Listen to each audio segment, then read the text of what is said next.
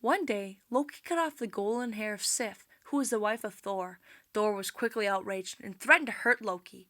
Loki pleaded to let him visit Surfendel, the home of the dwarves, to see if they could use their craftsmanship skills to create a new head of hair for Sif. Once in the dwarven town, Loki was able to get a new head of hair for Sif. They also gave him Skeftenblade, which was a ship that had favorable winds and could fold up and fit in your pocket.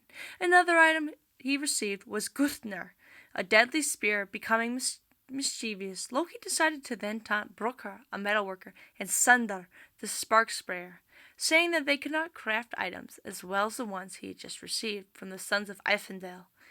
He bet his head, and the two elves accepted the wager.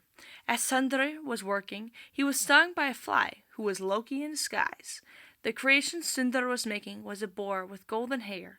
It was called Grüstenberg, and it could give off light and run better through water or air than a horse. As Brokkr crafted a piece of gold, he was stung in the neck by a fly. The gold was turned into a ring named Duffer. Every ninth night, 8 new gold rings would fall from Dufner. The two elves then began working on a piece of iron. While working, Brokkr was stung on the eyelid, therefore making him unable to see from that eye. Sister withdrew from his work from the fire, which was a hammer of amazing quality. It had never missed when swung, and would boomerang back to the owner when thrown. The only flaw in this hammer was a short handle. Sindar believed he had almost wrecked the piece, which he had named Mushtar. Brokkr and Sindar then made their way to Asgard to claim their wages. Loki arrived to the gods before the dwarves arrived, showing them the new treasures. He presented Thor with Sif's new hair and the hammer. Odin received the ring and the spear, and Freyr was given the ship and the boar.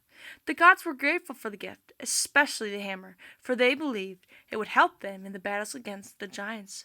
The gods, however, believed Loki still owed the dwarves his head. When the dwarves approached Loki with knives, Loki pointed out that he had only promised his head, not his neck. Brokkr and Sindar decided they would be content with sewing Loki's mouth shut, so they did, and happily returned home.